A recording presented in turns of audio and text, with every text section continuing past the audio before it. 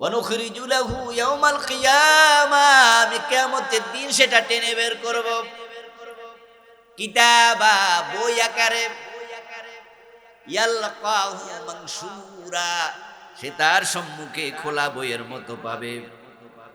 আমি হাতের মাঝে ধরাইয়া বলবো, ইকরা কিতাবাক কাফা বিনাফসিকাল ইয়াওমা আলাইকা হাসিবা, তোমার আমলনামা তুমি পড়ো। এটা পড়ার জন্য কোনো সহযোগীর প্রয়োজন নাই, তুমি একাই যথেষ্ট। আল্লাহ তাআলার পবিত্র দরবারে লাখো কোটি শুকরিয়া জ্ঞাপন করছি, যে মহান মনিব অত্যন্ত মেহেরবানি করে এই কনকনে শীতের মাঝে, কুয়াশা স্নাত রাতে, কোরআনের আহ্বানে, কোরআনের মাঠে আমাদেরকে হাজির হওয়ার তৌফিক দিলেন, যিনি দয়া করে আমাদেরকে সুস্থ রাখলেন, পবিত্র কোরআনের কথা বলার মতো, শোনার মতো কোরআন মুখী হৃদয় দিলেন। এই সব নেয়ামতের মালিক কে? সেজন্য আমরা আলোচনা শুরুতে মন প্রাণ উজাড় করে অন্তরের সবটুকুন শ্রদ্ধা এবং ভালোবাসা দিয়ে আমাদের মনিব আল্লাহ তাআলাকে শুকরিয়া জানাই, কৃতজ্ঞতা জানাই। সবাই মিলে জোরে জোরে একবার কালিমাতুশ শুকর পড়ি, আলহামদুলিল্লাহ। রব্বানা লাকাল হামদ হামদান কাসীরা তাইয়্যিবাম মুবারাকান ফীহ, ইয়া রাব্বি লাকাল হামদু কামা ইয়ানবাগি লিজালালি ওয়াজহিক ওয়া আযীমি সুলতানিক, ইয়া রাব্বি লাকাল হামদু কামা আসনাইতা আলা নাফসিক। প্রিয় দিনী ভাইরা, আমি আপনাদের সম্মুখে পবিত্র কোরআন মাজিদ থেকে সূরাতুল কাহফের 103 এবং 104 দুটি আয়াতে কারিমা তিলাওয়াত করেছি। প্রিয় নবী সাল্লাল্লাহু আলাইহি ওয়াসাল্লামের পবিত্র মুখ অনুসৃত একখানা ছোট্ট হাদিসে নববী পাঠ করেছি। আল্লাহ তাআলা তৌফিক দান করলে এখান থেকে কিছু কথা বলবো ইনশাআল্লাহ। আল্লাহ তাআলা বলছেন, কুল, হে নবী আপনি বলুন, হাল নুনাব্বিউকুম, আমি কি তোমাদেরকে খবর দেব নাকি, বিল আখসারিনা আমালা, ওই সমস্ত মানুষের ব্যাপারে যারা আমলের দিক থেকে ক্ষতিগ্রস্ত, আল্লাযীনা দাল্লা সাইয়ুহুম, যাদের আমলগুলো হারিয়ে গেছে, ফিল হায়াতিদ দুনিয়া, দুনিয়ার জীবনে, ওয়া হুম ইয়াহসাবুন, অথচ তারা ধারণা করে, আন্নাহুম ইউহসিনুনা সুনআ, তারা ভালো আমল করে চলছে। এমন কিছু মানুষ আছে যারা মনে করে ভালো আমল, অথচ এটা ভালো আমল নয়। ওই মানুষগুলো ক্ষতিগ্রস্ত, আমল করার পরেও তারা যে ক্ষতির মাঝে আছে তারা টের পায় না, বোঝে না। ও নবী আপনি বলুন, আমি তাদের খবর দেব নাকি, যে মানুষগুলো আমল করার পরেও ক্ষতির মাঝে পড়ে গেল, আমলগুলো আল্লাহ পর্যন্ত পৌঁছে না, দুনিয়াতে হারায়া যায়। আজ থেকে 1400 বছর আগে রাসূলুল্লাহর যুগে যদি এমন আমলওয়ালা থাকে, এই জমানায় এ জাতীয় লোক কমেছে না বেড়েছে? এখন যাদের আমল আল্লাহ পর্যন্ত যায় না, হাসরের ময়দানে আমল নামা পূর্ণ থাকবে না, খালি। তখন উপায় কি হবে? وأما من خفت موازينه فأمه هاوية আল্লাহ নিজে বলছেন যাদের আমলনামা হালকা হবে তাদের মা হবে আবাসস্থল হবে হাবিয়া নামক জাহান্নাম।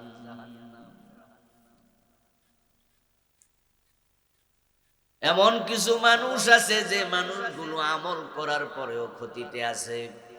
আমল করে না তা নয়, আমল করে কিন্তু আল্লাযীনা দাল্লা সাইয়ুহুম ফিল হায়াতিদ দুনিয়া, তাদের চেষ্টা প্রচেষ্টা আমলগুলো দুনিয়াতে হারাইয়া গেছে। সারা রাত মাছ ধরেছে, দৌড়ে দৌড়ে ডুলায় রাখছে, কিন্তু জেলে খবর রাখে নাই ডুলার যে তলা নাই। সকাল বেলায় টান দিয়া দেখে মাছ কয়টা আছে, মাছ কি ধরে নাই, রাত কি জাগে নাই, সময় কি ব্যয় করে নাই, সমান সমান রেজাল্টটা কি।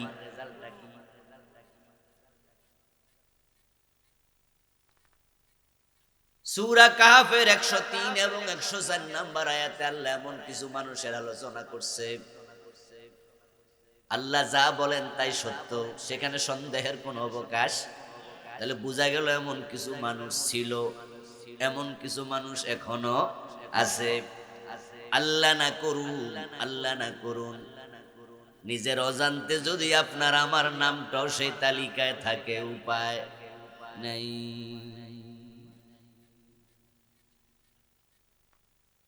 হাসরের ময়দানে আল্লাহর সামনে হাজির হওয়ার পরে হাজার হাজার মানুষ সেদিন পস্তাবে, আফসোস করবে। সেদিন মানুষ জানবে তাদের আমল নামার খবর। ওয়াইদাল কুবুর বুসিরাত আলিমাত নাফসুম মা কদ্দামাত ওয়া আখখারাত, যখন কবর খুলে দেয়া হবে তখন নফস জানবে, মানুষ জানবে, আগে যা পাঠাইছে পরে যা পাঠাইছে সব সেদিন মানুষ জানবে। হাজার হাজার লাখ লাখ মানুষ আল্লাহর সামনে হাজির হয়ে দেখবে আমল নামা খালি, আমল নামা একটা নেকো নাই। তখন তারা আল্লাহ তাআলাকে বলবে, ও রব, আমার নামাজ কই, আমার রোজার সওয়াব কই, আমার হজ কই, আমার যাকাতের টাকার সওয়াব কই? আমি তো দুবার তিনবার হজ করেছি, লাখ টাকা যাকাত দিছি, ফজরের নামাজ শীতের মাঝে উইঠা পড়ছি, কাজা করি নাই, চৈত্র মাসে রোজা রাখছি, রোজা ভাঙি নাই, এখন আমার আমল কই, আমার আমল নামা খালি কেন? তখন আল্লাহ তাআলা বলবো, ও বান্দা, তুই কি সূরা কাহফের 103 104 নাম্বার আয়াত পড়িস নাই? ওখানে তো আমি বলেছি কিছু মানুষ আছে দল্লা সাইয়ুহুম ফিল হায়াতিদ দুনিয়া, দুনিয়াতে আমলগুলো হারাইয়া গেছে, তুই তো তাদের একজন। আমার দোস্ত, আপনারা যারা কথা বুঝবেন তারা একটু জবাব দিয়েন। আমাদের দেশে কাদিয়ানি নামে একটা সম্প্রদায় আছে না নাই? ওরা মোমেন না কাফের? অথচ তাদের মসজিদ আছে কিনা? তারা কি নামাজ পড়ে না? তারা কি রোজা রাখে না? দাড়ি টুপি নাই, কিন্তু আখেরাতের রেজাল্ট কি? কি জটিল মাসালা। নামাজ পড়ে, রোজা রাখে, হজ করে, যাকাত দেয়, কিন্তু কাফের। যেই লোক কাফের, যার ঈমান নাই, তার আমলের দাম কত? একবারে শূন্য, জিরো। ঈমান হলো একের মতো, আমল হলো ডান পাশের শূন্যের মতো। এক যদি থাকে শূন্যের দাম আছে, এক যদি না থাকে শূন্যের দাম। একের ডানে একটা শূন্য দিলে কত হয়? দুটা দিলে, তিনটা দিলে। এক যদি থাকে শূন্য দাও, দাম বাড়বে, দাম বাড়বে, 5টা বসাও 1 লাখ হয়ে যাবে। দিতে থাকো, আমল করো, আমল করো। ঈমান থাকলে আমলের কারণে মান বাড়বে, দাম বাড়বে। কিন্তু জীবনের কোনোদিন কোনো জায়গায় কোনো এক সময় যদি ভুলে ঈমান তুমি হারায়া ফেলো, তোমার এক নামক ঈমান তুমি নিজে মুছে ফেলো, তোমার যত আমল আছে এগুলোর দাম একানাও আর নেই। মসজিদে গিয়ে আল্লাহরে সেজদা দেয়, আবার দরবারে যায় পীরের পায়ে সেজদা দেয়। এমন লোক বাংলাদেশে আছে না নাই? চান্দিনা বরুড়াতে আসেনি? এই চান্দিনা এবং বরুড়া এলাকা তো পীরের পায়ে সেজদা দেওয়ার মতো মুরিদ আছে। যারা বুঝেন তারা জবাবটা দিয়েন, যে পীরকে সেজদা দিল লোকটা মুমিন না মুশরিক? ঈমান আছে না গেছে? ও বেড়ানা নামাজ পড়ে রোজা রাখে, এগুলোর দাম কত?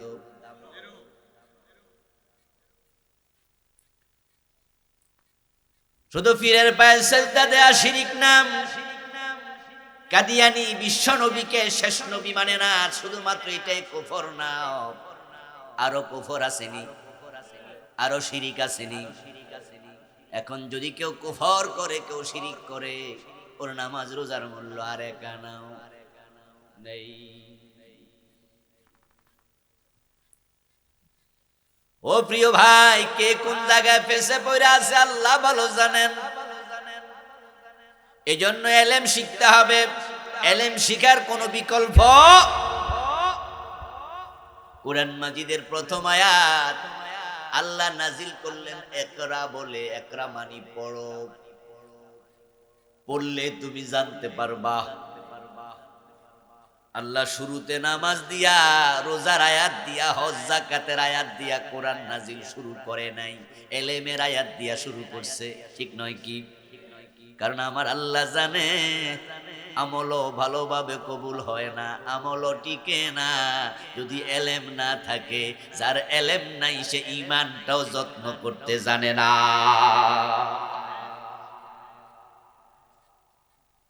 এজন্য কোনটা শিরিক, কোনটা কুফর, কোন কাম করলে আমলগুলো বাতিল হয়ে যায়, কোন কাম করলে ঈমান চলে যায়, ও বিষয়ে সম্যক এলেম নিতে হবে। হাসরের ময়দানে আল্লাহর সামনে হাজির হওয়ার পরে 5 দল মানুষ দেখবে, তাদের আমল নামা খালি। কয় দল? 5 দল মানুষ দেখবে আমল নামা খালি, অথচ তারা আমলকারী ছিল। যারা আমল করে নাই তাদের কথা বলি না, বলছি আমি আমলকারীদের কথা। হুজুর মসজিদে ওয়াজ করতে গিয়ে বলে যে বেটা 1 ওয়াক্ত নামাজ কাজা করবে, 80 হোক বা দোজখে জ্বলবে। 1 হোক বা হলো এত কোটি বছর, একটা সংখ্যা বললো, যদিও এই কথাগুলো হাদিস দিয়ে সাব্যস্ত নয়। এত কোটি বছরে 1 হোক বা। এখন 1 ওয়াক্ত নামাজ কাজা করলে সে 80 হোক বা দোজখে জ্বলবে। একজন খাড়ায়া কয় আমার পাশের বাড়ির আব্বাস তো ফরেই না, এর খবর কি হুজুর? কয় এর হোক বাই নাই। যে আমল করে না তার জন্য আমার ওয়াজ না, আমার ওয়াজ হলো আমলকারীদের জন্য, যারা আমল করার পরও ক্ষতিতে পড়ে যাবে। কিছু আমল আছে যেগুলোর কারণে আপনার ঈমান সহ চলে যাবে, কিছু আমল আছে যেগুলোর কারণে ঈমান যাবে না, তবে আমল করবেন, আমল কবুল হওয়া বন্ধ হয়ে যাবে। চাকরি চলমান, বেতন কিন্তু বন্ধ। আবার কিছু আমল আছে বেতনও নাই, চাকরিও শেষ।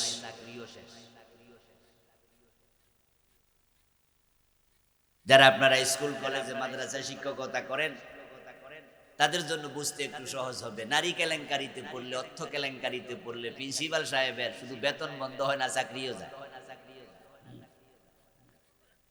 আর যদি সরকারি অফিসের দিন মিস করে, 21শে ফেব্রুয়ারি মাদ্রাসায় মিটিং হবে, 21শে ফেব্রুয়ারিতে ভাষা দিবসের আলোচনা হবে, স্কুল কলেজ খোলা থাকবে, যদিও সেদিন অন্য অন্য প্রতিষ্ঠান বন্ধ। ঠিক না? ব্যাংক কি খোলা না বন্ধ 21শে ফেব্রুয়ারি? ব্যাংক বন্ধ, বিমা বন্ধ, অন্য অন্য চাকরি স্থল বন্ধ, কিন্তু স্কুল কলেজ মাদ্রাসা সেদিন খোলা, ক্লাস বন্ধ। ভাষা দিবসের আলোচনা হবে, রাষ্ট্রীয় সিদ্ধান্ত। এখন টিউনু সাহেব অথবা টিউ অথবা ডিউ অথবা প্রশাসনের কেউ এসে দেখে মাদ্রাসায় স্যারও নাই, ছাত্রও নাই, সব বন্ধ, তাহলে চাকরি যাবে না, কিন্তু তারা লাল নোটিশ দিয়ে দেবে। হতে পারে তারা বলবে বেতন। মাস শেষে যাবেন, প্রিন্সিপাল সাহেব, পিয়ন হলো সভাপতি, উনি সিগনেচার করলে বেতন হবে। উনি বলে দেবে এই মিয়া সিগনেচার করবো না, গেছিলাম 21শে ফেব্রুয়ারি মাদ্রাসা কারোরে পাইছি না। আজকে যে বেতন বন্ধ করে দিল, তাই বলে কি মাদ্রাসার ক্লাস বন্ধ? টিচারদের চাকরি কি শেষ? চাকরিও আছে, ক্লাসও আছে, কি নাই? কিছু আমল আছে যেগুলো করলে আমল চলবে, সব চলবে, কবুল হওয়া বন্ধ। আবার যদি এমন ঘটনা ঘটে কোন শিক্ষক তার ছাত্রীর সাথে কেলেঙ্কারিতে লিপ্ত হয়েছে, অভিযোগ আসছে, ছাত্রী অভিযোগ দিছে, একবারে টেউনো বরাবর লিখিত অভিযোগ এবং প্রমাণ হয়েছে সে ছাত্রীকে দর্শন করছে, চাকরি আছে না গেছে? বেতন আসেনি, চাকরিও নাই, বেতনও নাই, তাহলে কিছু কাম আছে সব যায়, কিছু আমল আছে যা করলে আমল এবং ইমান সবটা একসাথে চলে যায়। যেমন পীরের পায়ে সেজদা দিলে ইমানও যায়, আমলও যায়। শিরিক করলে শুধু আমল যায় না, ইমান সহ। ওয়ালাউ আশরাকু লাহাবিতা আনহুম মা কানু ইয়ামালুন। আল্লাহ কোরআন মাজিদে বলেন, যদি তারা শিরক করে, দুনিয়ায় যত নেক আমল আগে করছিল সবগুলো একসাথে বরবাদ হবে। কারণ এক যদি না থাকে, শূন্য যাই থাকুক, শূন্যের দাম এক আনাও নাই। শিরিক করার সাথে সাথে ঈমান শেষ, তাই আমলগুলাও শেষ। পাঁচ দল মানুষ আল্লাহর সামনে হাজির হয়ে দেখবে আমলনামা শূন্য, খালি। এবার বলুন তো, সেখানে যদি আপনার নাম থাকে টেনশন করবেন কিনা? সতর্ক হওয়া দরকার আছে না নাই? সেদিন বিপদে পড়বেন, বিপদে মানুষ সেদিন বুঝবে। এজন্য আল্লাহর সামনে দাঁড়ানোর পর আল্লাহ তাআলা প্রত্যেক মানুষের দুনিয়া যত কাজ করেছে সব কাজের একটা ফিরিস্তি তার সামনে তুলে ধরবে, যেটাকে আমরা বলি আমলনামা। وكل إنسان ألزمناه طائره في عنقه ونخرج له يوم القيامة كتابا يلقاه منشورا। আমি প্রত্যেক মানুষের গর্দানের ভিতরে আমলনামার ক্যামেরা ঢুকাইয়া দিছি। ওয়ানুখরিজু লাহু ইয়াউমাল কিয়ামা, আমি কিয়ামতের দিন সেটা টেনে বের করব কিতাবা, বই আকারে, ইয়ালকাহু মানসুরা, সে তার সম্মুখে খোলা বইয়ের মতো পাবে। আমি হাতের মাঝে ধরাইয়া বলবো, ইকরা কিতাবাক কাফা বিনাফসিকাল ইয়াউমা আলাইকা হাসিবা। তোমার আমলনামা তুমি পড়ো, এটা পড়ার জন্য কোনো সহযোগীর প্রয়োজন নাই, তুমি একাই যথেষ্ট। এবার আপনার কোন অপরাধে সেদিন আমলনামা শূন্য পাবেন, সে অপরাধগুলো আপনার বইয়ের মাঝে লেখা। ও মিয়া, তুমি আমারে বলছো তোমার নামাজের সওয়াব কই, রোজার সওয়াব কই? তুমি না পীরের পায়ে সেজদা করছো, এটা না শিরিক? ওই লোক তখন বলবে, আল্লাহ পীরের পায়ে সেজদা দিলে শিরিক হয়, আগে তো বুঝি নাই, এখন না বুঝছি, আমারে মাফ করে দেন। আল্লাহ বলবে, এখন বুঝা লাভ নাই। নৌকা ডুবাইয়া বুঝবেন না ডুবানোর আগে বুঝবেন? যারা ব্যাককল তারা ডুবাইয়া বোঝে, আর যারা বুদ্ধিমান তারা আগে বোঝে। এই নৌকা তো উড়িস না, বাপ ফলে একাত্রে বাজারে গেছে, এখন নৌকা ফারাফার। আইসা ঘাটের মাঝে দেখে নৌকা মানুষ ধরবে 15 জন, নৌকাওয়ালা তুলছে 20 জন। এখন ফোলা কয়, আব্বা ওডো। বাপে কয়, না না, এটা তুটমু না, কারণ লক্ষণ বেশি খারাই রয়েছে।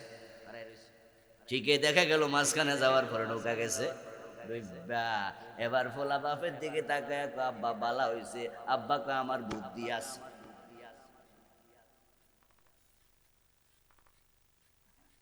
নৌকা পারাপারের সময় লোক ধরবে 5 জন, উঠছে 10 জন, ধরবে 15 জন, উঠছে 20 জন। এখন ডুবু ডুবু অবস্থা। আর একটা মোটা সোটা, এত মোটা 2.5 মণ ওজনের বেড়া লড়তে লড়তে আইছে। আইয়া কো না ভিক্ষারাও, মাঝি আমারে নেও। মাঝি কয়, ভাই তুই উঠলে ভাই। উড়িস না ভাই, উড়িস না, তোরে নিমু না। হ্যাঁ আমি এতজন উঠছে ডুবে না, আমি উঠলে ডুববো নাকি? মাঝির কথা শোনে নাই, লাফ দিয়া উঠছে, উঠার সাথে সাথে ডুবছে। মাঝি কয় কি কইছি? কয় হ্যাঁ না বুঝছে। কয় বুঝলি তো, তবে আমারে এটা আকেল না বেআকেল, উকুফ না বেকুফ? হাসরের ময়দানে গিয়ে কিছু লোক বুঝবে, তারা দুনিয়ায় বুঝতে চাইবে না। এই যে ওয়াজের মাঝে আমরা বলছি পীরের পায়ে সেজদা দিলে শিরক হয়, তারপরও সেজদা দেয়া বন্ধ করে না।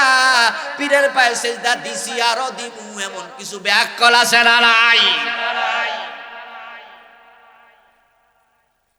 আমাদের কথা শুনবে না, বুঝে নেবে না। শরীয়তের মৌলবী কি বোঝে? শরীয়তে সেজদা দেয়া আল্লাহ ছাড়া অন্যরে জায়েজ নাই, মারেফতে জায়েজ আছে। শরীয়তের হুজুররা বোঝে না, এজন্য পিসাব হুজুর কইছে এটার নাম সেজদায়ে তাজমি। মুরিদরে বুঝ দিয়া দিছে, যদি আল্লাহ ছাড়া অন্যরে সেজদা দিলে ঈমান যাইতো, শিরক হতো।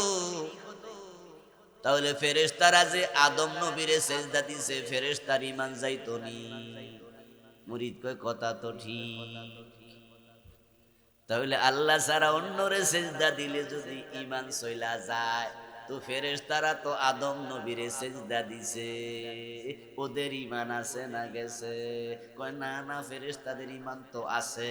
কয় টেনশন করিও না, আবুল কালাম আজাদ বাশারদের কথা শুননা টেনশন করিও না, আমারে সেজদা দেও, তোমরা ঈমানও যাইতো না।